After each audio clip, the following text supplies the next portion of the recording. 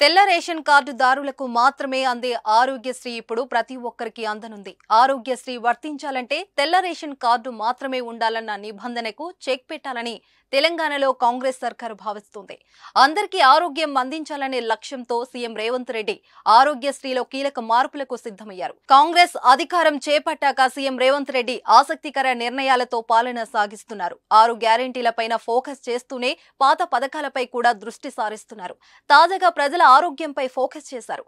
అత్యవసర సమయంలో అందరికీ వైద్యం అందించాలని ఆలోచనతో కొత్త ఆరోగ్యశ్రీలో మార్పులకు శ్రీకారం చుట్టారు. గజం కేవలం 23,000 రూపాయలతో 165 గజాల భూమి కేవలం 38 లక్షలు మాత్రమే. ఆరోగ్యశ్రీకి తెల్ల రేషన్ కార్డు తప్పనిసరి అనే నిబంధన సడలించే అంశాన్ని యోచిస్తున్నారు. అదే విధంగా రాష్ట్రంలో ప్రతి ఒక్కరికి డిజిటల్ హెల్త్ ప్రొఫైల్ కార్డులను అందించాలని భావిస్తున్నారు. డిజిటల్ హెల్త్ ప్రొఫైల్ కార్డును ఒక యూనిక్ నెంబర్ తో అనుసంధానం చేయడం ద్వారా అత్యవసర పరిస్థితుల్లో అందరికీ సరైన వైద్యం అందించే వీలుంటుందని రేవంత్ రెడ్డి భావిస్తున్నారు.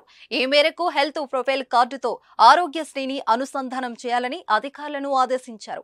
దీని ద్వారా ఆరోగ్యశ్రీ కోసం తెల్ల రేషన్ కార్డులు పొందే వారి సంఖ్య కూడా తగ్గుతుందని సీఎం రేవంత్ రెడ్డి భావిస్తున్నారు.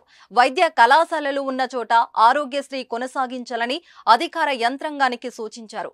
అదేవిధంగా మెడికల్ కాలేజీలో ఉన్న ప్రాంతంలో చోట నర్సింగ్, ఫిజియోథెరపీ, పారామెడికల్ కాలేజీలను ఏర్పాటు చేసే ఆలోచనను కూడా ప్రభుత్వం చేస్తుంది. సోమవారం సచివాలయంలో వైద్య ఆరోగ్య శాఖపై ఉన్నత స్థాయి సమీక్ష నిర్వహించిన సీఎం రేవంత్ రెడ్డి కీలక నిర్ణయాలు తీసుకున్నారు.